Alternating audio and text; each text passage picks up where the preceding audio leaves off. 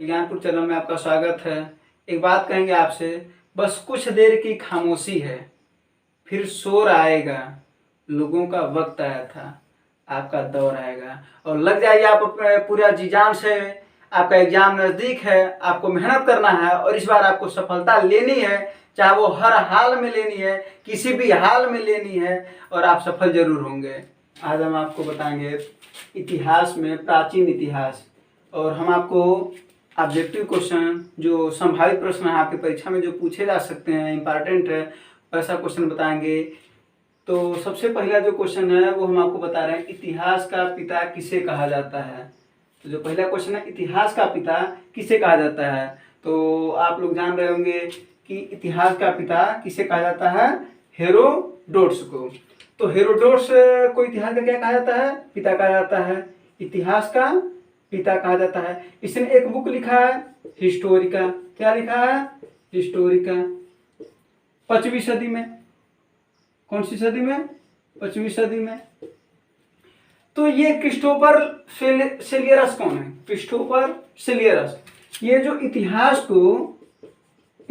को 3 भागों में इन्होंने ही बांटा था दोस्तों, 3 भागों में। कौन कौन, प्राचीन, मध्यकालीन और आधुनिक।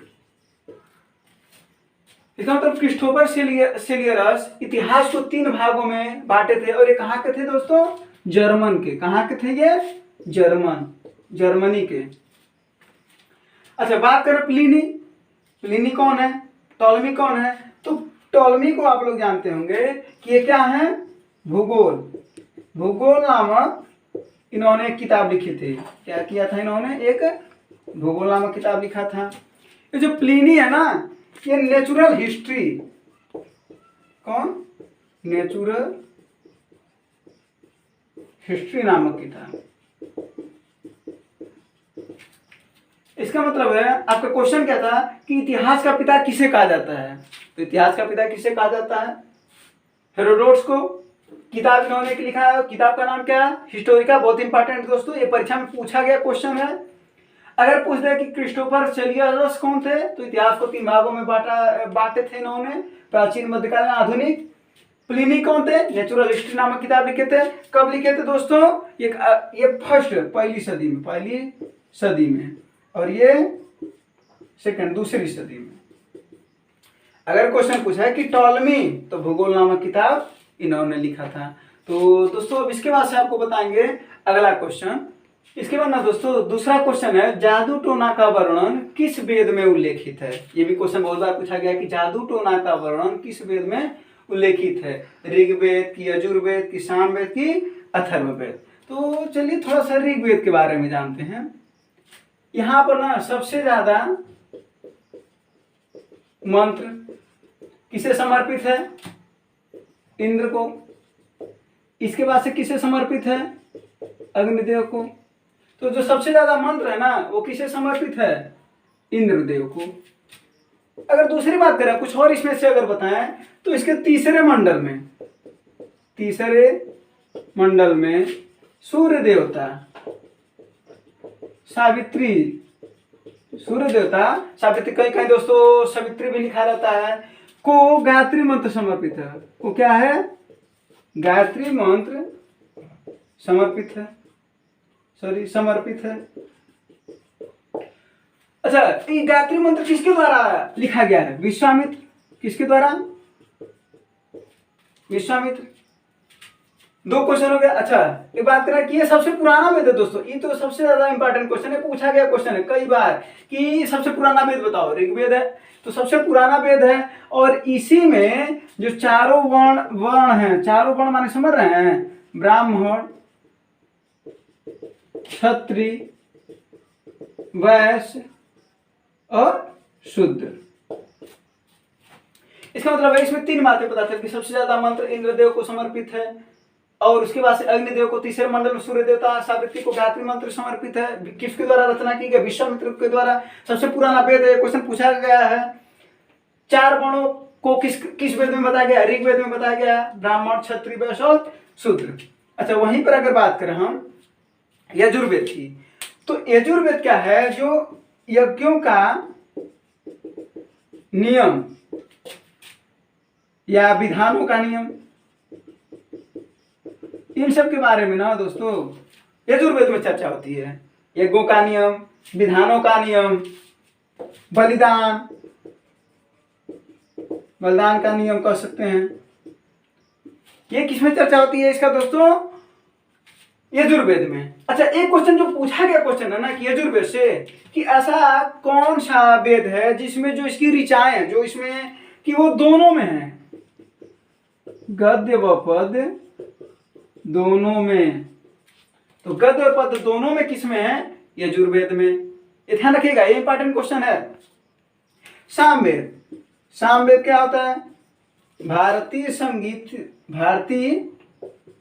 संगीत की उत्पत्ति, भारतीय संगीत जो गाना ना सुनते हैं ना, जो वो किससे उत्पत्ति हुई है? सामवेद। तो भारतीय संगीत की उत्पत्ति सामवेद से हुई है। और या तो हम ये भी कह सकते हैं कि भारतीय संगीत का जनक किसे कहा जाता है? किस वेद को कहा जाता है?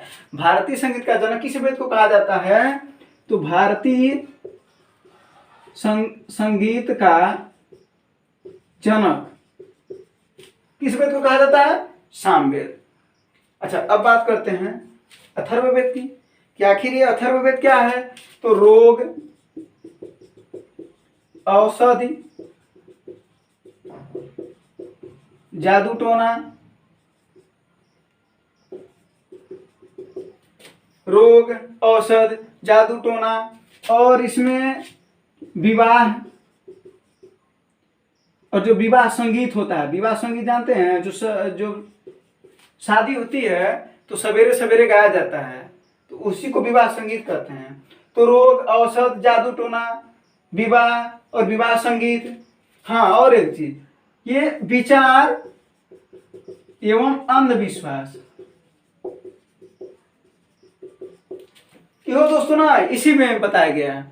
तो ये विचार, अंधविश्वास, अंधविश्वास समझते हैं ना, जो आज के समय में आप देखते होंगे कि बहुत से ऐसे, जैसे एक एग्जाम्पल आपको बता रहे हैं, इस समय आईपीएल चल रहा है। उस आईपीएल में क्या होता है कि मान लीजिए विराट कोहली रन बना रहा है, तो हम क्या करते हैं, मान लीजिए हम कहीं जा रहे थे, ऐसे जा रहे हैं, तब तक वो धीमे खेला था, तब तक पता चला उसने 6 रन मारा, विराट कोहली ने 6 रन मारा, हम वहां पर रुके थे, तो हमें लगता है ना कि जैसे हम ही रुके हैं तभी वो 6 रन मार रहा है। तो ये जो अंधविश्वास है ना, ये किस वेद में बताया गया है? अथर्ववेद में। तो इस बात का आपको ध्यान रखना पड़ेगा। तो आपका क्वेश्चन क्या था कि जादू टोना का वर्णन किस वेद में उल्लेखित है? तो वो जादू टोना देखिए यहाँ पर है, तो किस वेद में उल्लेखित है? अथर्ववेद। इसका मतलब आपका जो ऑप्शन होगा वो डी, अथर्ववेद होगा। तो इसमें से आप ध्यान रखिएगा, जो क्वेश्चन पूछा जाने वाला क्वेश्चन है वो यहाँ पर पहले वाले में तो बता दें इंपॉर्टेंट क्वेश्चन क्या है। यहाँ पर क्या है, यज्ञों का नियम पूछा जा सकता है, गद्य पद दोनों में ऋचाएं हैं किस वेद में? यजुर्वेद में। और जो भारतीय संगीत का जो जनक किसे कहा जाता है? वो सामवेद को। और अथर्ववेद में जादू टोना, अंधविश्वास, ये दोनों क्वेश्चन, अंधविश्वास का वर्णन भी किसमें होता है? अथर्ववेद में। बाकी ये सब चीज आप जानते होंगे। इसके बाद से आपको अभी अगला क्वेश्चन बता रहे हैं। आप लोगों को तीसरा क्वेश्चन, अगला क्वेश्चन जो है वो बताते हैं, अर्थशास्त्र के लेखक कौन है? क्वेश्चन ये बहुत बार आया है आपके एग्जाम में कि अर्थशास्त्र के लेखक कौन है। तो सबसे पहले देख लेते हैं ना कि विशाख दत्त, आखिर विशाख दत्त क्या लिखे हैं? तो आप लोग जानते होंगे, मुद्रा राक्षस इन्हीं की एक कृति है। भारवी, भारवी क्या लिखे हैं? किराता जूर्नियम, किराता जूर्नियम। विष्णु शर्मा पंचतंत्र।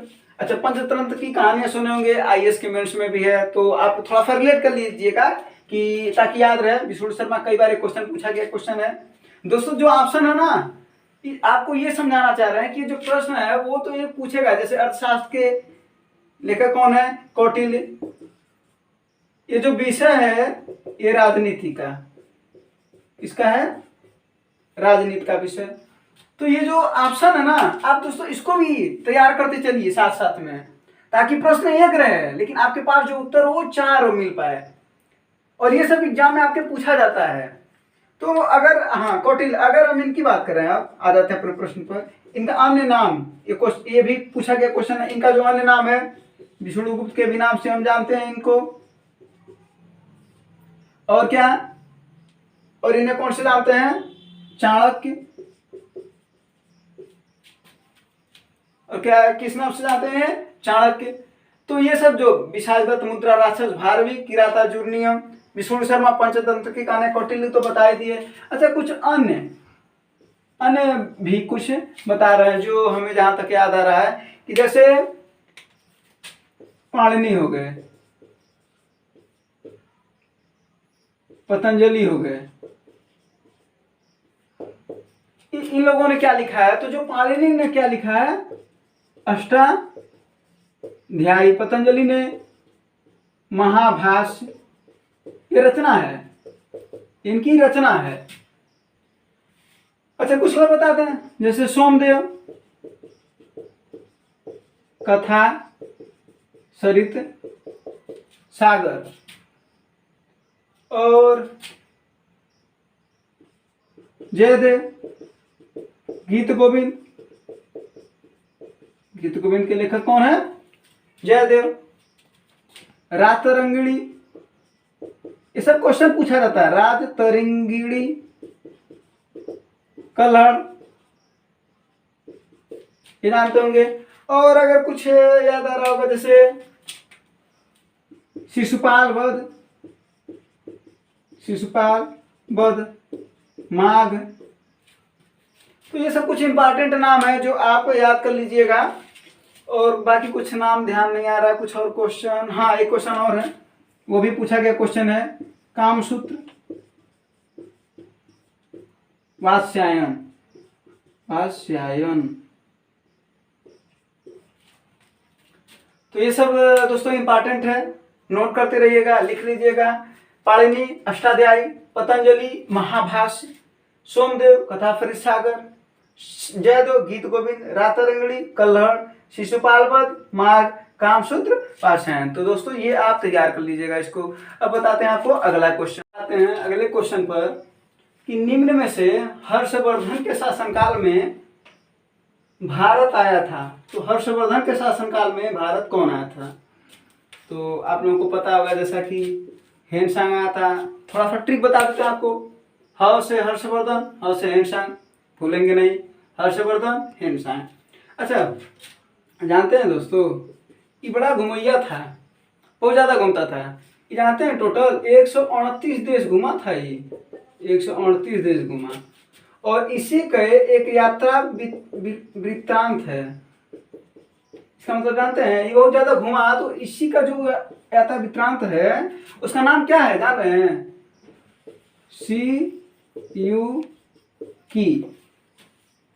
हेनसांग की जो रचना है यात्रा के लिए वो क्या है, CU की है, 138 देश में घुमा। अच्छा ये भारत में दोस्तों 15 वर्ष रहा, बहुत ज्यादा दिन तक रहा था भारत में, वर्ष में। अच्छा 15 वर्ष कहाँ रहा था, कहाँ गया था, तो नालंदा। नालंदा जानते होंगे कहाँ है, नालंदा विश्वविद्यालय, बिहार में विश्वविद्यालय। तो ये नालंदा विश्वविद्यालय में अध्ययन के लिए गया था। अच्छा नालंदा विश्वविद्यालय कौन सा, बौद्ध धर्म के लिए प्रसिद्ध था, बौद्ध धर्म का अध्ययन के लिए प्रसिद्ध था नालंदा विश्वविद्यालय। अच्छा जब ये नालंदा विश्वविद्यालय में अध्ययन कर रहा था कौन, हेनसांग, तो उस समय वहां के कुलपति कौन थे, वहां के ये कुलपति, ये बड़ा इंपॉर्टेंट क्वेश्चन है, पूछता है शीलभद्र, आचार्य शीलभद्र, आचार्य शीलभद्र। तो ये कुछ चीजें हो गई हेनसांग के बारे में। यहीं पर बताते हैं कि फायान कब आया था, चंद्रगुप्त द्वितीय। क्या दोस्तों, चंद्रगुप्त द्वितीय के शासनकाल में आता है। ये भारतवर्ष में कितने दिन रहा, 14 वर्षों तक रहा। इसकी जो रचना है वो क्या है, फो क्यों की। इसकी जो रचना है फायान की वो क्या है, 14 वर्षों तक ये भारत में रहा, फो क्यों की। अच्छा बात कर रही है अलबरूनी की, तो अलबरूनी कब आया था, गजनवी के शासनकाल में, मोहम्मद गजनवी के शासनकाल में आया था। किसके शासनकाल में आया था, गजनवी के। कुछ और बात बताते हैं, कुछ और पॉइंट बताते हैं इसके बारे में इसने एक किताब लिखा था, किताब उल हिंद। इसकी किताब का नाम था किताब उल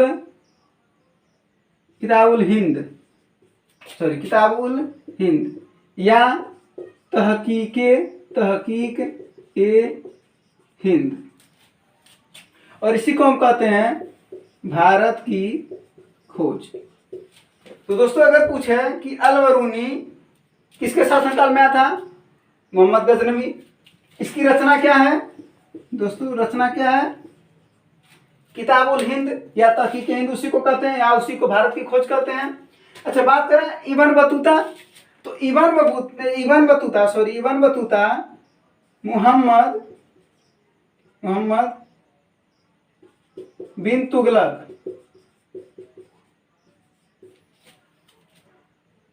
दोस्तों छोटी छोटी कभी कभी गलती आ जाती है, तो उसको बताया करिए कमेंट में कि क्या है, क्या गलती है। तो हाँ, बता रहे थे आपको इब्न बतूता। तो इब्न बतूता कब आया था? मोहम्मद बिन तुगलक के साथ। अच्छा, ये जब मोहम्मद बिन तुगलक के शासनकाल में आया ना, तो 1333 में जब दिल्ली आया, तो जानते हैं क्या किया मोहम्मद बिन तुगलक? इसको काजी नियुक्त कर दिया वहां पर। क्या कर दिया? काजी नियुक्त कर दिया वहां पर। काजी को या न्यायाधीश हम कह सकते हैं। क्या कह सकते हैं? न्यायाधीश। ठीक है। तो इब्न बतूता जब यहाँ पर आया तो क्या हो गया? काजी यहाँ पर नियुक्त कर दिया गया, मोहम्मद बिन तुगलक ने कर दिया। अच्छा, इसने एक किताब लिखा, इब्न बतूता ने एक किताब लिखा, रेहला, जो प्रसिद्ध इसका यात्रा वृतांत है। तो आपका क्वेश्चन क्या था कि, अब क्वेश्चन पर आ जाते हैं दोस्तों, कि क्वेश्चन क्या था? निम्न में से कौन हर्षवर्धन के शासनकाल में भारत आया था? उत्तर क्या हुआ? हेनशान। इसकी यात्रा वृतांत क्या है? CUP। 138 देश घूमा था, बहुत घुमैया था ही। भारत में 15 वर्ष रहा था। नालंदा विश्वविद्यालय में अध्ययन के लिए गया। नालंदा विश्वविद्यालय किस चीज के लिए प्रसिद्ध है? बौद्ध धर्म के लिए प्रसिद्ध था। वहां के उस समय कुलपति कब? जब हेनशान गया था अध्ययन करने के लिए, तब कुलपति कौन थे? आचार्य शिलभद्र थे। फायान। अच्छा हाँ दोस्तों, फायान के बारे में पहले बताते हैं। चंद्रगुप्त द्वितीय के शासनकाल में भारत गया, 14 वर्षों तक रहा ये। इसकी रचना क्या? फोक्यो की है। वही अल-बरूनी मोहम्मद गजनवी के शासनकाल में गया, किताब उल हिंद तहकीक हिंद या भारत की खोज नामक रचना किया। इब्न बतूता की जो यात्रा वृतांत है वो क्या है? रेहला। क्या है? रेहला। और ये मोहम्मद बिन तुगलक के समय में 1333 ईस्वी में जब दिल्ली पहुंचा, तो ये जानते हैं क्या किया मोहम्मद बिन तुगलक? इसको काजी नियुक्त किया। क्या तुम्हें हम काजी नियुक्त करते हैं, तो काजी नियुक्त कर दिया इसको। अच्छा, एक चीज और बताना चाहते हैं, ये दोनों जो है ना, वो चीनी लेखक हैं, या हम चीनी यात्री कह सकते हैं, चीनी यात्री भी कह सकते हैं। ये जो दोनों हैं, ये अरबी लेखक हैं। क्या है दोस्तों? यहाँ नीचे लिखे थे, अरबी लेखक हैं या यात्री कर सकते हैं। तो ये क्वेश्चन पूछता है कि निम्न से ये चीनी यात्री, ये दोनों चीनी यात्री हैं और ये दोनों क्या हैं? अरबी। तो शायद आपको समझ में आ गया होगा। जो जरूरत है इसमें से आप लिख लीजिए। क्वेश्चन पूछा है इसमें से, अगर अगर आप चाह रहे हैं कि इंपॉर्टेंट क्वेश्चन क्या है, तो हम आपको बता देते हैं इंपॉर्टेंट क्वेश्चन क्या है। पहले तो जो क्वेश्चन बना है, ये फायान कब आया था? चंद्रगुप्त द्वितीय में। और अल-बरूनी किताब उल हिंद, ये भी क्वेश्चन पूछा गया क्वेश्चन है, ये है। और यहाँ पर क्या क्वेश्चन पूछा गया है कि हाँ, ये रेहला, इब्न बतूता का जो यात्रा वृतांत है वो रेहला। बाकी ये दोस्तों आप नोट कर सकते हैं। अगला प्रश्न है दोस्तों आपके सामने कि सर्वप्रथम भारतवर्ष, किसका? भारतवर्ष का जिक्र किस अभिलेख में उल्लेखित है? जूनागढ़ अभिलेख में। अच्छा, यहाँ पर जूनागढ़ अभिलेख गिरनार एक है, और एक क्या है? भीतरी एवं जूनागढ़ अभिलेख। अभी दोस्तों बता रहे हैं दोनों के बारे में कि इसके समय में शासक कौन थे, यहाँ कौन शासक थे, अभी बता रहे हैं। हाथी गुम्फा अभिलेख। तो आपको क्वेश्चन क्या था? क्वेश्चन पर आते हैं, सर्वप्रथम भारतवर्ष का जिक्र किस अभिलेख में उल्लेखित है? तो वो है आपका दोस्तों हाथी गुम्फा अभिलेख। अब हाथी गुम्फा अभिलेख, तो सबसे पहले ये बता देते हैं कि हाथी गुम्फा अभिलेख एक और है, पहली तिथि रहित अभिलेख है। ये क्वेश्चन, ये दोस्तों ये पूछा जाता है क्वेश्चन कि पहली तिथि रहित अभिलेख कौन है? बाकी में तिथियां थी लेकिन इसमें तिथि नहीं थी। शासक कौन थे? कलिंग राज खारवेल। कलिंग राज खारवेल के शासन में हाथीगुम्फा अभिलेख, जूनागढ़ अभिलेख अगर बात करें तो ये किसके शासनकाल में आया था? रुद्रदामन। किसके शासनकाल में दोस्तों? रुद्रदामन। वहीं पर ये जूनागढ़ अभिलेख गिरनार है, और ये भीतरी एवं जूनागढ़ अभिलेख की अगर बात करा जाए तो ये है स्कंदगुप्त। किसका है? स्कंदगुप्त। तो हाथीगुम्फा भी बता चुके हैं। अब बता एहोल अभिलेख क्या है? ये पुलकेशिन द्वितीय। पुलकेशिन द्वितीय शासक थे उस समय जब एहोल अभिलेख आया था। मंदसौर अभिलेख अगर बात करें तो मंदसौर अभिलेख कब आया था? तो ये मालवा नरेश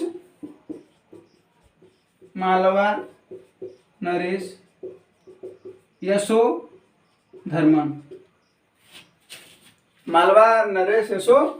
यशोवर्मन। तो जो मंदसौर अभिलेख था वो मालवा नरेश यशोवर्मन। अच्छा दोस्तों, बता रहे थे आपको कि भारतीय पुरातत्व के पितामह। तो भारतीय पुरातत्व के पितामह कौन थे? Sir Alexander Cunningham. कौन थे? Sir Alexander Cunningham. बहुत इंपॉर्टेंट क्वेश्चन है ये, याद रखिएगा कि भारतीय पुरातत्व के पितामह कौन थे? Sir Alexander Cunningham. कुछ और बताते हैं। सबसे पुराना अभिलेख क्या था अगर बात करें तो दोस्तों आपको पता होगा कि मध्य एशिया का एक जगह था भोगज कोई। वो सबसे पुराना अभिलेख है मध्य एशिया में, भोगज कोई अभिलेख। अच्छा अगर बात करें भारत का प्राचीनतम की बात किया जाए तो वो है अशोक का अभिलेख। किसका दोस्तों? अशोक का अभिलेख। ठीक है, तो अब क्वेश्चन एक बार आपको पूरा बताते हैं, कंफ्यूज ना होइए कि सर्वप्रथम भारतवर्ष का जिक्र किस अभिलेख में किया गया दोस्तों? वो है आपका हाथीगुम्फा अभिलेख। पहली तिथि रहित अभिलेख है ये। कलिंगराज खारवेल उस समय शासक थे। जूनागढ़ अभिलेख रुद्रदामन। एहोल अभिलेख पुलकेशिन द्वितीय। मंदसौर अभिलेख मालवा नरेश यशोवर्मन। भारतीय पुरातत्व के पितामह कौन? Sir Alexander Cunningham. याद रखिएगा, बहुत इंपॉर्टेंट क्वेश्चन है ये, वेरी वेरी इंपॉर्टेंट क्वेश्चन। सबसे पुराना अभिलेख ये पूछा गया क्वेश्चन ये भी है, मध्य एशिया भोगज कोई। और भारत का जो प्राचीनतम अभिलेख भारत का वो है अशोक का अभिलेख। अब इसके बाद से आपको अगला क्वेश्चन बताते हैं दोस्तों। जो आपका अगला क्वेश्चन है वो है पहिए का आविष्कार किस काल में हुआ? नवपाषाण काल में कि मध्य पाषाण काल में कि पूरा पाषाण काल में? तो सबसे पहले बताते हैं कि नवपाषाण काल में क्या क्या हुआ था। तो जो नवपाषाण काल में जो सबसे पहले कृषि के साक्ष्य अगर मिले तो किसमें मिले? नवपाषाण काल में। कौन सा फसल मिला सबसे पहले? गेहूं। सबसे पहले गेहूं था, उसके बाद से जौ। अच्छा ये कौन था? ये अगर बात करें हम कृषि साक्ष्य का। अच्छा यहाँ पर अगर हम कहें प्राचीनतम जो कृषि साक्ष्य है वो कहाँ मिला है? तो दोस्तों ये मिला है बलूचिस्तान। कहाँ मिला है? बलूचिस्तान में। बलूचिस्तान के कहा? मेहरगढ़। अच्छा बात करें, ये तो हो गया प्राचीनतम। अगर यहीं पर हम बात कर रहे हैं कि नवीनतम, इसकी बात करें नवीनतम, तो नवीनतम जो कृषि के साक्ष्य प्राप्त हुए हैं वो हुआ है दोस्तों लहुरा देव। लहुरा देव कहाँ है? यही संत कबीर नगर। संत कबीर नगर कहाँ है दोस्तों? यूपी। अच्छा ये तो हो गया कृषि साक्ष्य। और क्या हुआ इसमें? सबसे जो विशेष जो आविष्कार हुआ इसका माना जाता है वो था पहिए का आविष्कार। इसका मतलब पहिए का भी आविष्कार इसी नवपाषाण काल में हुआ था। तो यही क्वेश्चन था आपका।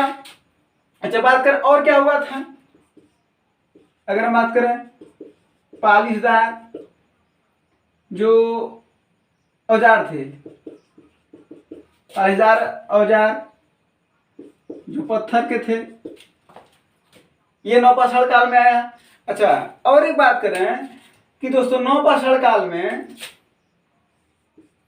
जानते हैं क्या हुआ था? जो सबसे पहले पालतू जानवर किसको बनाया गया था? वो था कुत्ते को। अच्छा, पालतू जानवर किसको बनाया गया था? कुत्ते को। एक बात और आपको बताते हैं कि जो ये कुत्ता यानी उस समय क्या होता था दोस्तों, कश्मीर में इसका जो साक्ष्य मिला है, कश्मीर में क्या साक्ष्य मिला वो बता रहे हैं। कश्मीर के बुर्ज होम में इसी का साक्ष्य मिला है कि जब उसका मालिक मर जाता था, मालिक क्या होता था, मर जाता था, तो उसके साथ कुत्ते का शव को भी दफना दिया जाता था। इसके साक्ष्य मिले कहाँ? कश्मीर के बुर्ज होम में। इसका मतलब दोस्तों ये तो बात हो गई कि जब मालिक मर गया तो उसके शव के साथ कुत्ते का भी दफना दिया जाता था। कहाँ पर? कश्मीर के बुर्ज होम में। अच्छा, ये इतना कुछ नवपाषाण काल में हो गया। बात करें मध्यपाषाण काल में क्या हुआ था? तो जो दोस्तों मध्यपाषाण काल में हुआ था वो था पशुपालन। पशुपालन कहाँ कहाँ हुआ था दोस्तों? दो जगह इसके साथ मिले हैं। एक मध्य प्रदेश के कहाँ? आदमगढ़ जिला में, और एक राजस्थान। कहाँ दोस्तों? राजस्थान के बागौर में। अच्छा दोस्तों, हाँ, यहाँ पर एक बात और याद आ रहा है कि यहाँ पर जो पटना में हड्डी के जो उपकरण थे वो कहाँ मिले थे? पटना के रिहंद में, नहीं सॉरी, चिराद में। पटना के चिराद नामक एक जगह है, वहां पर हड्डी के उपकरण मिले थे। किसमें? नवपाषाण काल में। मध्यपाषाण काल का भी बता दिए। अब बात करते हैं पूरा पाषाण काल का। तो दोस्तों जो पूरा पाषाण काल में सबसे पहले किसका आविष्कार हुआ था आपको पता होगा। आग का आविष्कार इसी में हुआ था। बुद्धिमान मानव 30-40 साल पहले आया था, यानी आग का आविष्कार सबसे पहले लिख लेते हैं। आग का आविष्कार यहीं पर हुआ था। उसके बाद से क्या हुआ था दोस्तों? बुद्धिमान मानव, जिसे होमोसेपियंस कहा जाता था। बुद्धिमान मानव, होमोसेपियंस कब आए थे? ये 30-40 साल पहले। कितना? 30 से 40 हजार साल पहले। तो ये पूरा पाषाण काल में अगर पूछा कि अगर आग का आविष्कार किस काल में हुआ था, तो वो हुआ था पूरा पाषाण काल में। अच्छा, एक बात और बताना चाह रहा है कि जो पूरा पाषाण काल में, जैसे आज के समय में मनोरंजन के बहुत से साधन है, मोबाइल है, गेम है, बहुत से साधन है। तो ये बताइए पूरा पाषाण काल के लोग आखिर मनोरंजन के साधन के लिए क्या करते थे? तो दोस्तों मनोरंजन के साधन के लिए लोग शिकार करते थे। शिकार इनका मनोरंजन का साधन था। मनोरंजन का इनका क्या था? साधन था। पूरा पाषाण काल में एक बात और बता रहा है आपको। एक भीमबेटका एक स्थल है जो पूरा पाषाण काल में खोजा गया था। तो ये कहाँ है? रायसेन। कहाँ है? रायसेन कहाँ है? एमपी में, मध्य प्रदेश में। अच्छा, यहाँ पर क्या है? यहाँ पर दोस्तों अनेक चित्रित गुफाएं हैं। यहाँ पर कहाँ पर? भीमबेटका। इसको भी लिख देते हैं। यहाँ पर क्या है? अनेक चित्रित गुफाएं। तो दोस्तों थोड़ा सा अब सब चीजों को समेटने की कोशिश करते हैं। जरा बात समझिएगा आप इस बार कि पहिए का आविष्कार किस काल में हुआ था। तो जहां आप देख पा रहे हैं कि पहिए का आविष्कार किस काल में हुआ था? नवपाषाण काल। तो इस प्रश्न का उत्तर तो हमें मिल गया। अब बात करते हैं कि कृषि साक्ष्य सबसे पहले कहा नवपाषाण काल में मिला था। क्या मिला था? गेहूं। उसके बाद से क्या मिला था? जौ। अगर बात करें प्राचीनतम कृषि साक्ष्य कहाँ मिला था? मेहरगढ़, बलूचिस्तान। नवीनतम कृषि साक्ष्य कहाँ मिला था? लहुरा देव, संत कबीर नगर, यूपी में है। पहिए का आविष्कार इसी में हुआ। पालीदार औजार पत्थर इसी में हुआ। पालतू जानवर कुत्तों कुत्ता था यहाँ पर। कश्मीर के बुर्जों में मालिक जब मर जाता था तो उसके साथ आपको बता दें कि कुत्ते का भी दफना दिया जाता था। अच्छा, यहाँ पर नवपाषाण काल में एक बात और याद आ रही है कि जो चावल के जो साक्ष्य मिले हैं दोस्तों, वो कहाँ मिले हैं? इलाहाबाद। अब क्या नाम है इसका? प्रयागराज। दोस्तों क्या नाम है? तो इलाहाबाद के, ये कहाँ मिला था? इलाहाबाद में, इलाहाबाद का कोई एक जगह था, तो याद नहीं आ रहा दोस्तों, उसको आप कमेंट बॉक्स में लिख करके जरूर बताइएगा कि इलाहाबाद के कहाँ मिला था। कोल्डियामा शायद, हाँ कोल्डियामा एक जगह था, कोल्डियामा। अगर हम सही हैं तो बताइएगा जरूर। तो यहाँ पर एक और हो गया कि चावल के जो साक्ष्य मिले थे वो इलाहाबाद के कोल्डियामा प्रयागराज में है। अब आते हैं मध्यपाषाण काल में। मध्यपाषाण काल में आपको क्या पता है कि पशुपालन, इस पशुपालन के साक्ष्य मिले मध्य प्रदेश के आजमगढ़ और राजस्थान के बागौर में। पूरा पाषाण काल में आपको क्या पता है? आग का आविष्कार हुआ। बुद्धिमान मानव पूरा पाषाण काल में आए। कब आए? 30-40 साल पहले आए थे। इनका जो मनोरंजन का साधन क्या था? शिकार करना था। जैसे कि हम लोग का मोबाइल गेमिंग है, बहुत सी चीजें होती हैं। पढ़ना, किसी को पढ़ने का शौक होता है, किसी को पढ़ाने का शौक होता है। और अनेक चित्रित गुफाएं भीमबेटका में मिली। एक स्थल है जो रायसेन मध्य प्रदेश में है, ये भी कब मिला था? पूरा पाषाण काल में। तो दोस्तों ये आपका रहा पूरा प्रश्न। आपको जो इंपॉर्टेंट लगे इसमें से आप नोट डाउन करो। बताना चाह रहा हूं दोस्तों इसमें अभी कि जो सर्वप्रथम जो कौन सी धातु प्रयोग किया गया, तो आप जानते होंगे सर्वप्रथम कौन सी धातु प्रयोग किया गया? तांबा। क्या प्रयोग किया गया? सर्वप्रथम तांबा। अच्छा, औजार कौन सा था? अगर बात करें कि औजार, तो वो था कुल्हाड़ी। क्या था? कुल्हाड़ी। तो क्वेश्चन ये भी पूछ सकता है आपसे कि सर्वप्रथम कौन सी धातु थी? तांबा। औजार कौन सा था? कुल्हाड़ी। अब इसके बाद से हम आपको अगला प्रश्न बताते हैं। बात करें दोस्तों अगले क्वेश्चन की कि मोहनजोदाड़ो के उत्खननकर्ता कौन है? दयाराम साहनी है कि राखल दास बनर्जी है कि एनजी मजूमदार है कि रविंद्र सिंह बिष्ट हैं? तो देखते हैं पहले दयाराम साहनी। इन्होंने क्या? हड़प्पा सभ्यता खोजा था। कब? 1921 में। कहाँ? रावी नदी के किनारे। कहाँ आई है? पाकिस्तान के कौन से? पंजाब के साहिवाल जिला में। किसमें? पंजाब के साहिवाल जिला में। अच्छा, बात करें इनका राखालदास बनर्जी का, तो इनका क्या है? मोहनजोदाड़ो की खोजकर्ता कौन है? राखालदास बनर्जी। आपका आंसर मिल गया यहाँ पर। कब किए थे? 1922 में। कहाँ है ये? सिंधु नदी के किनारे। ये कहाँ है? ये भी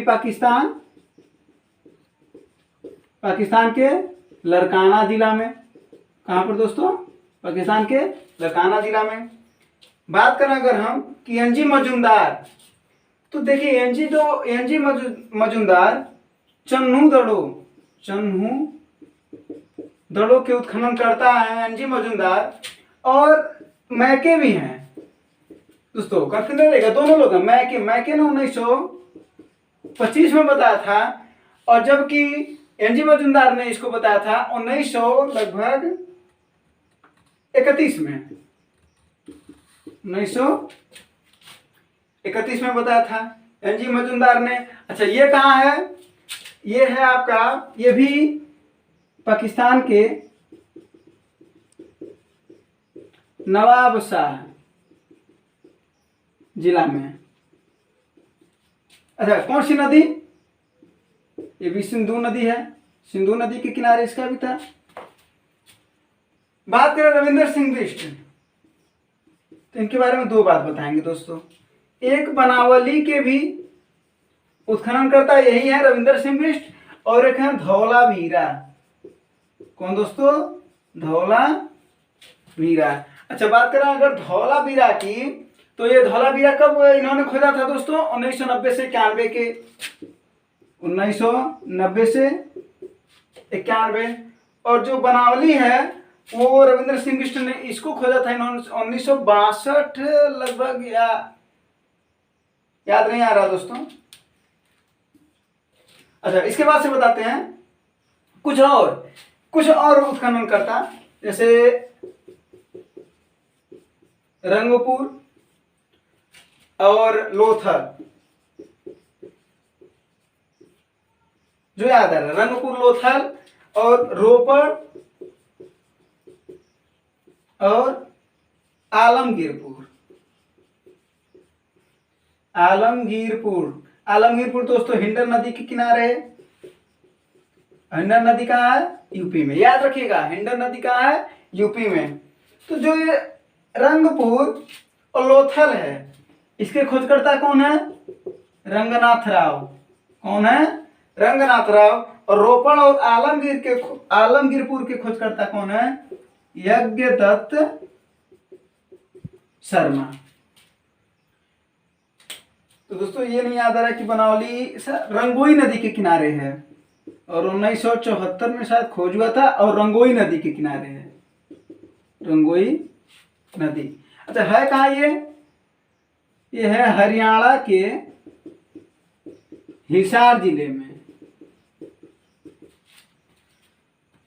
अगर दोस्तों कुछ गलत हो रहा होगा तो जरूर कमेंट बॉक्स में बताइए कि क्या गलती हो रहा है, उसको जरूर सुधारने की कोशिश करेंगे। तो क्वेश्चन क्या था कि मोहनजोदाड़ो के उत्खननकर्ता कौन है? तो वो है राखलदास बनर्जी। और दयाराम साहनी किसके? हड़प्पा का खोज तो 1921 में रावी नदी के किनारे पाकिस्तान के पंजाब साहिवाल जिले में है। राखलदास बनर्जी क्या किया? तो 1922 में ये खोजे थे। मोहनजोदाड़ो सिंधु नदी के किनारे पाकिस्तान के लड़काना जिले में है। एनजी मजूमदार चन्हूदड़ो के सब खोज करता है, ये मैके भी हैं, दोनों लोग हैं। 1925 ये क्वेश्चन आता है, ये कहा? सिंधु नदी के किनारे पाकिस्तान के नवाबशाह जिला में। बात करें रविंद्र सिंह बिष्ट की तो बनावली के भी उत्खनन करता है और धौलावीरा के भी हैं। 1990-91 में किए थे। यहाँ पर कोई एक और थे दोस्तों, उसको आप जरूर बताइएगा कमेंट बॉक्स में कि कौन थे। अब बात करें बनावली तो 1974 में रंगोई नदी के किनारे हरियाणा के हिसार जिले में। अगर बात करें कुछ और उत्खनन करता तो रंगपुर और लोथल दोनों याद कर लिएगा। ये रंगपुर और लोथल दोनों के उत्खनन करता कौन है? रंगनाथ राव। और रोपड़ और आलमगीरपुर के कौन है? यज्ञदत्त शर्मा। तो दोस्तों आपका भी ये क्वेश्चन भी लगभग कंप्लीट हो गया। अब बात बताते हैं आपको अगला क्वेश्चन। दोस्तों आज जो आपका अगला क्वेश्चन है वो है युद्ध का देवता किसे कहा जाता है? अग्नि को, घौ को, इंद्र को, सोम को। तो आइए एक एक ऑप्शन के बारे में जानते हैं, फिर अभी आप समझ लेंगे कि किसे कहा जाता था। अग्नि को किसका देवता, किस चीज का देवता कहा जाता था? देवता एवं मनुष्य के बीच मध्यस्थता कराने का देवता कहा जाता था। यानी मनुष्य और देवताओं के बीच अगर कोई बात हो जाती थी तो उसकी मध्यस्थता कौन कराता था? अग्निदेव। घौ आकाश का देवता, परवाची में पढ़े भी होंगे, घौ को आकाश कहते हैं, आकाश का देवता। इंद्र को युद्ध का देवता। और दोस्तों जानते होंगे वर्षा का भी देवता कहा जाता है इन्हें। और क्या कहा जाता है? वर्षा का भी देवता कहा जाता है। सोम को वनस्पति का देवता कहा जाता है। सोम को क्या कहा जाता है? वनस्पति को देवता। तो आपका क्वेश्चन क्या था? युद्ध का देवता किसे कहा जाता है? तो युद्ध का देवता आपका ये क्वेश्चन है और इंद्र हो जाएगा। अच्छा बात कर रहे हैं एक और कि ब्रह्मसूत्र, एक यहाँ पर बता रहे हैं कि ब्रह्मसूत्र के लेखक कौन है? बदरायण। दोस्तों ब्रह्मसूत्र के लेखक कौन है? बदरायण। इसे ही वेदांत सूत्र भी कहा जाता है। तो वेदांत सूत्र या ब्रह्मसूत्र का अगर लेखक पूछे कि कौन है तो कौन है? बदरायण। तो आपका जो क्वेश्चन है ये कंप्लीट हुआ। अब अगला क्वेश्चन आपको बताते हैं। तो जो अगला क्वेश्चन है वो है अंग प्रदेश की राजधानी क्या थी? तो जो अंग प्रदेश की राजधानी आप लोग जान रहे होंगे चंपा थी। कहाँ है ये? भागलपुर, बिहार। अच्छा बात करा जाए कि राजगृह कहाँ की थी? दोस्तों मगध की। यो कहाँ है? बिहार में। श्रावस्ती, श्रावस्ती कहाँ की राजधानी थी? कौशल प्रदेश। और कौशल प्रदेश कहाँ? गोंडा, बहराइच, और गोंडा, बहराइच और फैजाबाद, ये सब यूपी। कौशल प्रदेश की राजधानी क्या थी? श्रावस्ती। अच्छा, बात करो वहीं पर इंद्रप्रस्थ की राजधानी क्या थी? तो कुरु, यानी कुरु प्रदेश, सॉरी, कुरु प्रदेश की राजधानी क्या थी? कुरु प्रदेश की राजधानी थी इंद्रप्रस्थ, हाँ सॉरी। अच्छा, ये क्या है? आधुनिक दिल्ली। आधुनिक पूरा दिल्ली का जो पूरा भाग है वो इंद्रप्रस्थ कहलाता था। अच्छा, कुछ एरिया मेरठ के और हरियाणा के भी इसमें आते हैं। अच्छा, ये बात करें कि अंग प्रदेश की राजधानी, ठीक है, ये जो राजधानी है ना, ये 6वीं शताब्दी में 16 महाजनपदों का उदय हुआ था। आप पढ़े होंगे 16 महाजनपदों का उदय हुआ था। अच्छा, बात करो ना, अगर बौद्ध धर्म, आखिर इसका उल्लेख कहाँ मिलता है? तो बौद्ध धर्म के कहाँ मिलता है? अंगुत्तर निकाय में। दोस्तों, बहुत इंपॉर्टेंट क्वेश्चन है ये कि 16 महाजनपदों का बौद्ध धर्म में उल्लेख कहाँ है? अंगुत्तर निकाय, ये ग्रंथ है। क्या है ये? ग्रंथ है। अच्छा, बात करो वहीं पर जैन धर्म की, तो जैन धर्म में कहाँ मिलता है? भगवती सूत्र, ये भी क्या है? ग्रंथ का नाम है दोस्तों ये। तो क्वेश्चन बहुत इंपॉर्टेंट है कि अगर क्वेश्चन पूछे 16 महाजनपदों का उदय बौद्ध धर्म की किस ग्रंथ में मिलता है? तो अंगुत्तर निकाय में। और जैन धर्म के किस ग्रंथ में मिलता है? तो भगवती सूत्र में मिलता है। अच्छा, यहां पर बात करें अगर कुछ और प्रदेश की, जैसे अगर उज्जैन, मिथिला, अहिछत्र, कौशाम्बी, तो दोस्तों उसके बारे में आप पढ़ लीजिएगा। कुछ और जो प्रदेश की राजधानी है कि जो टोटल हमने क्या बता दिया, 1 2 3 4 बता दिया, 16 महाजनपद है, बाकी के बारे में आप थोड़ा सा पढ़ लीजिएगा। तो जो आज का लास्ट क्वेश्चन है वो है बाणभट्ट की प्रमुख रचना क्या है? मालविकाग्निमित्रम है, मृच्छकटिकम है, हर्षचरित्र है कि सूर्य सिद्धांत है? तो जो बाणभट्ट की प्रमुख रचना है वो है आपका हर्षचरित्र। इसको किसने लिखा है? बाणभट्ट ने। बात करो वहीं पर सूर्य सिद्धांत की, तो इसको किसने लिखा है? आर्यभट्ट ने। बात करो मृच्छकटिकम, इसको कहते हैं मिट्टी का खिलौना। क्या कहते हैं दोस्तों? मिट्टी का खिलौना। और इसको किसने लिखा था? शूद्रक ने। वहीं पर मालविकाग्निमित्रम की बात करें तो इसको लिखने वाले कौन है? कालिदास। इसको लिखने वाले कौन है? कालिदास। अच्छा, इन्हें भारत का शेक्सपियर भी कहा जाता है दोस्तों। एक नाम और इनका याद करिएगा, भारत का शेक्सपियर किसे कहा जाता है? तो कहा जाता है कालिदास। अच्छा, इनके कुछ और रचना की बात करें तो है रघुवंश, अभिज्ञान शाकुंतलम, अभिज्ञान शाकुंतलम, और बात कर रहे हैं मेघदूत और ऋतु संहार। तो क्वेश्चन आपका क्या था कि बाणभट्ट की प्रमुख रचना क्या है? तो दोस्तों क्या है? हर्षचरित्र। मृच्छकटिकम किसका? शूद्रक, मिट्टी का खिलौना कहा जाता है। मालविकाग्निमित्रम किसका है? कालिदास का। इन्हें भारत का शेक्सपियर भी कहा जाता है। रघुवंश, अभिज्ञान शाकुंतलम, मेघदूत, ऋतु संहार, सब किसकी रचना है? कालिदास की। और बात करें सूर्य सिद्धांत किसने दिया? आर्यभट्ट ने। अच्छा, कुछ और बता दे रहे हैं यहाँ पर आपको, जैसे मेगस्थनीज क्या लिखे थे? इंडिका नामक किताब। इंडिका नामक रचना किसकी है? मेगस्थनीज की। अच्छा, कुछ और बता रहे हैं, जैसे पृथ्वीराज रासो कौन थे? चंद्रवरदाई कौन थे? चंद्रवरदाई। बात करें रामचरित मानस। अच्छा, रामचरित मानस और एक और किताब आपको बता रहे हैं दोस्तों, इसमें लोग कंफ्यूज रहते हैं, रामचरित मानस और रामचरित। तो अगर क्वेश्चन आए कि रामचरित मानस के लेखक कौन है, तो आप कहेंगे तुलसीदास और वहीं पर अगर क्वेश्चन पूछे कि रामचरित के लेखक कौन है, तो इसके लेखक हैं संध्याकर नंदी। कौन है दोस्तों? संध्याकर नंदी। तो कुछ और आपके इंपॉर्टेंट है जो अगर पूछा जा सकता है इसमें से, आप इसको नोट कर लीजिए। इसी के साथ आप यहीं पर फिर जो आगे के सेक्शन अगर आपको अच्छा लगे तो जरूर कमेंट बॉक्स में लिखिए, बताइए। और आप अपने भाई को प्यार और सपोर्ट बना रखिए। धन्यवाद। जय हिंद।